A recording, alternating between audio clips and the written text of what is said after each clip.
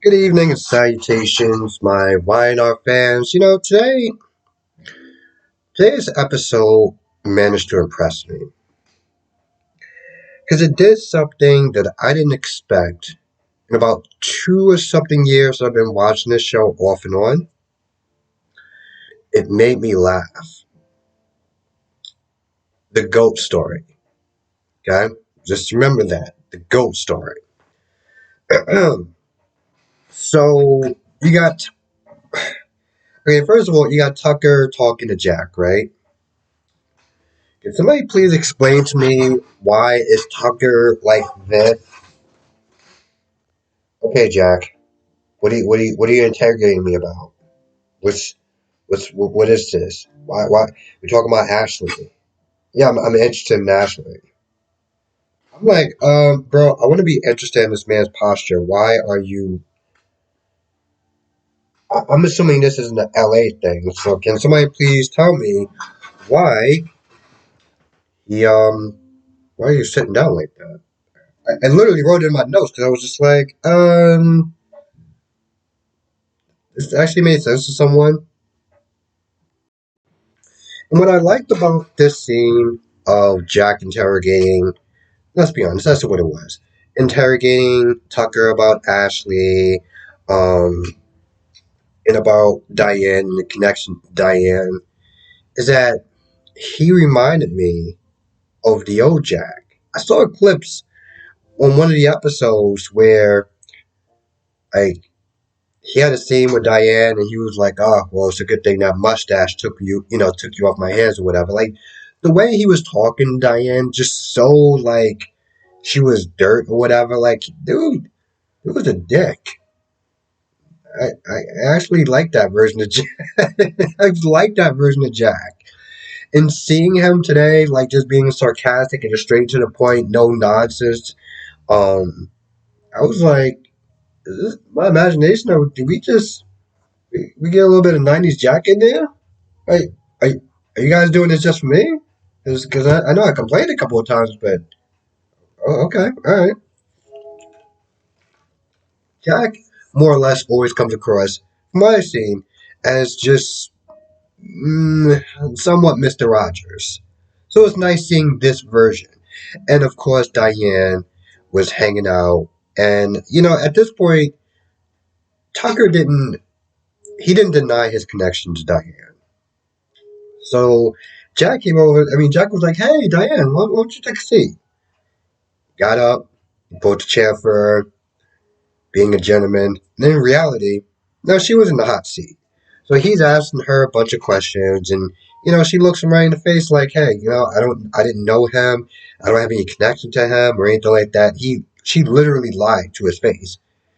She was like, "Well, I hope you believe me," and he's like, "Well, I guess I'm gonna have to for now." So he walks off, and Diane is like shaking, and she's all like, frazzled, and you know,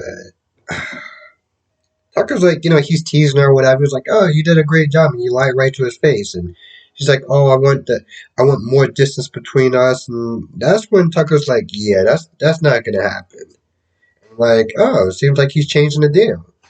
The deal was for Diane to give him a heads up when Ashley came in town, but because Ashley, I guess, came down early and Ashley contacted him first, he was like, "Yeah, the deal is off." She was like, "Well, what are you talking about? I mean, you got a conversation with Ashley. Hell, she even wanted you to have a conversation with her. So, I mean, you got what you wanted." And Tucker was like, "Yeah, I did, but that's not the point, though. The point is, you had an obligation. You did not meet that obligation.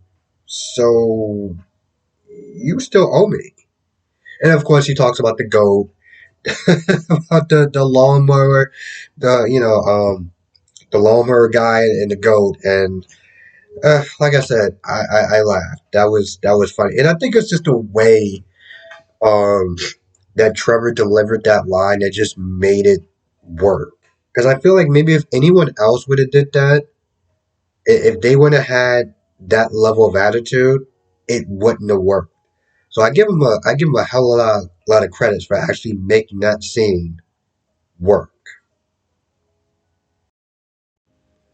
So okay, so Adam draws his pitch with Sally, and after mentioning Nick and making it seem like it was a competition, Sally was like, "Yeah, this conversation, this whole thing is done. It's donezo." And so his big pitch failed. She walks off. This dude is drinking. He has a dream of Sally coming back, and I guess like it was supposed to like reunite. But then Nick comes in the dream, and he's like, "No, that's not gonna happen. I'm gonna protect her." And I'm just like, oh, that's so much of an awkward dream. This is what happens when you hit the bottle too soon. I'm like, bro, you are literally on a rooftop and you're drinking like there's no tomorrow. You might wanna kind of ease up off the sauce. I'm just throwing it out there. Meanwhile, of course, Sally talks to Chloe, and Chloe does the usual spiel of, oh, I hate Adam, and Adam is this, and Adam is that, and he's bad, and Nick is better. And listen, I understand.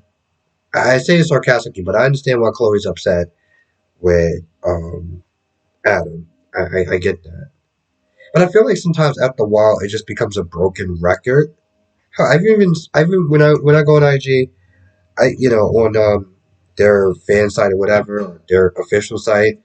Whenever you talk about Chloe, people just are like, "Yo, listen, we get it. You're angry at Adam."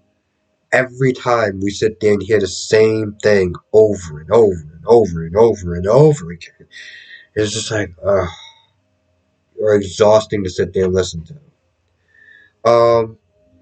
Nick is sitting there talking to Sharon, which, by the way, I'm pretty sure at this point, I'm convinced that she has an invisible.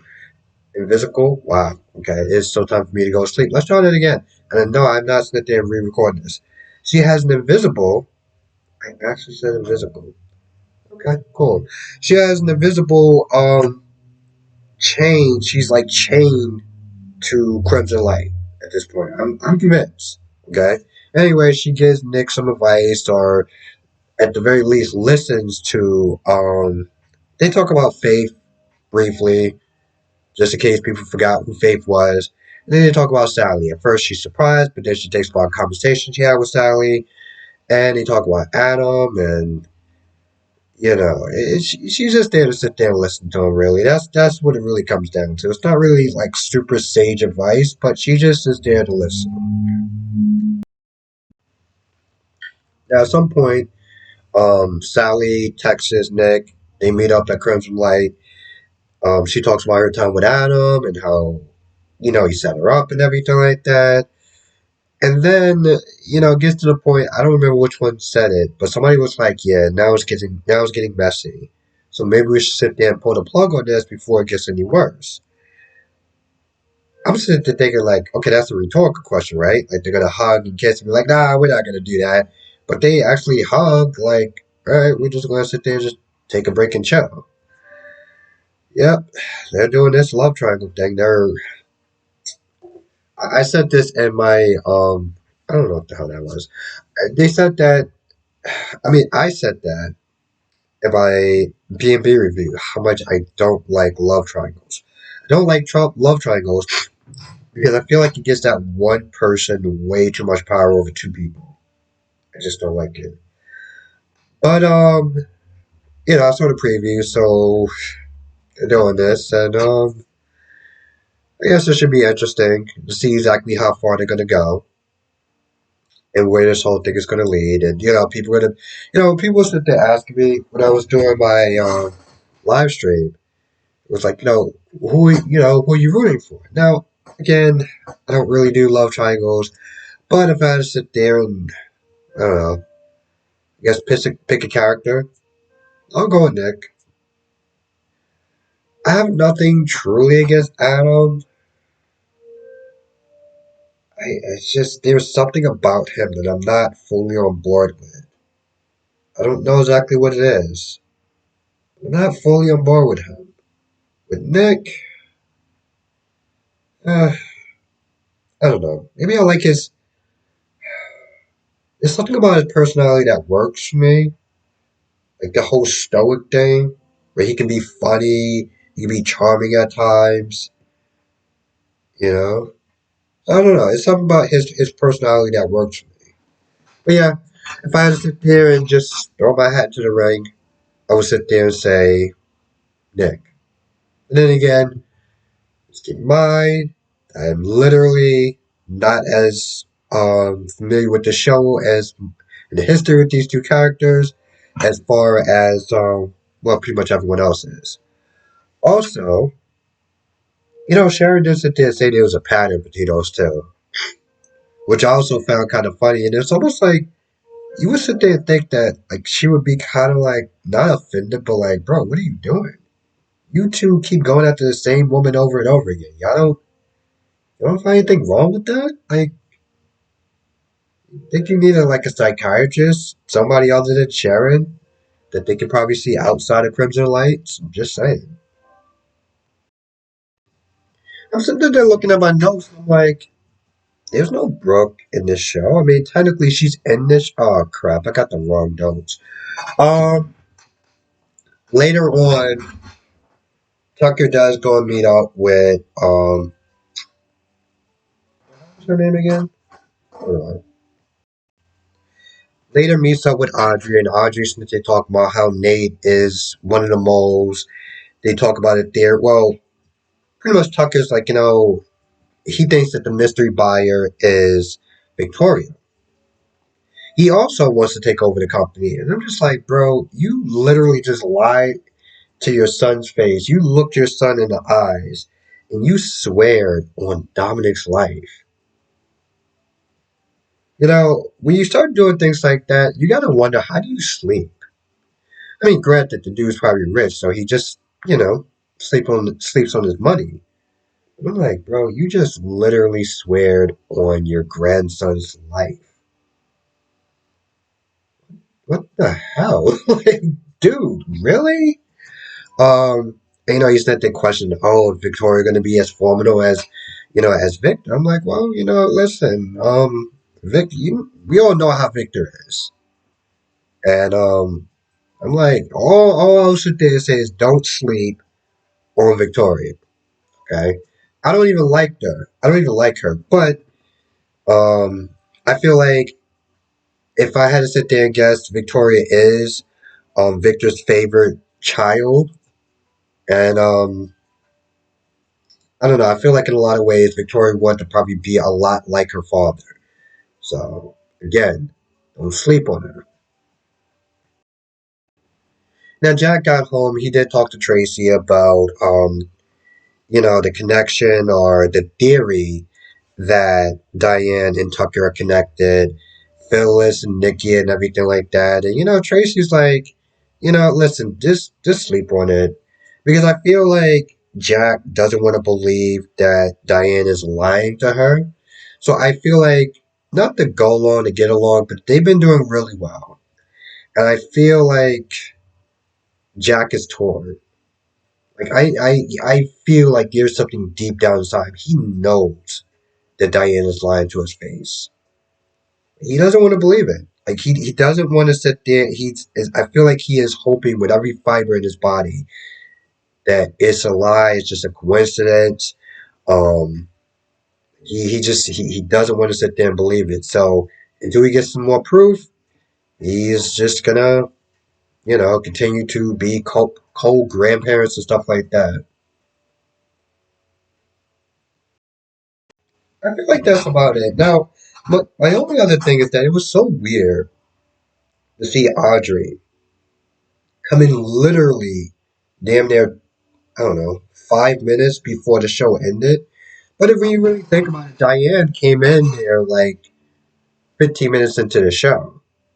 So, I don't know. I always find it very weird when a character comes in late and you're just like, oh, you're here. I didn't think you were going to be here. This is midway, but whatever. Now let me just double check my notes. I want to make sure I get everything right. Yeah, I feel like that's about it. That's I talked about Chloe. Yeah, I think that's actually about it. So before I go, I'm gonna sit there and ask you, um, who do you want Sally to be with, Nick or Adam? My money's on Nick. Again, I don't normally throw my 2 cents when it comes towards these things, but if I had to sit there and bet on someone, I would bet on Nick. Anyway, um, what are your thoughts? Who do you want Sally to be with? I want to thank everyone for watching. Be safe, and I will see you in the next video.